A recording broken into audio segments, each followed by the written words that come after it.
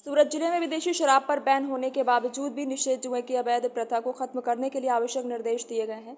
Police अधिकारियों कर्मचारियों की अलग अलग टीमें बनाकर आवश्यक दिशा निर्देश दिए, विशिष्ट दिशाओं में कार्य करने के निर्देश दिए। इसके आधार पर अवैध गतिविधियों का पता लगाने के लिए गश्त करते हुए पुलिस अधिकारियों कर्मचारियों की अलग अलग टीमें बनाई गई। सूरत जिला क्षेत्र में शराब और जुआ गतिविधि को रोकने के लिए एलसीबी टीम नजर रखे हुए हैं। ड्यूटी पर तैनात कार्तिक गिरी, चेतन गिरी संयुक्त रूप से निजी सूचना के माध्यम से विशेष जानकारी प्राप्त हुई।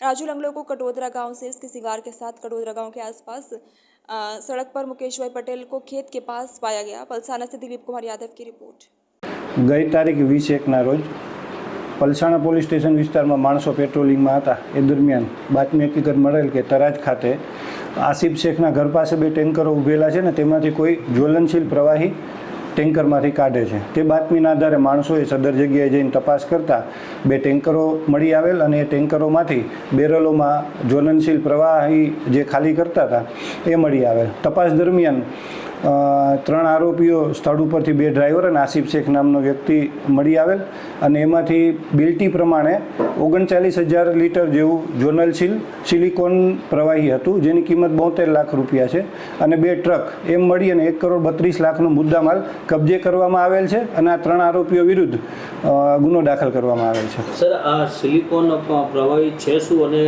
क्यांथी आव्युं हतुं अने क्यां जई रह्युं हतुं अने आ लोको शा माटे અહીં કાઢેલા હતા?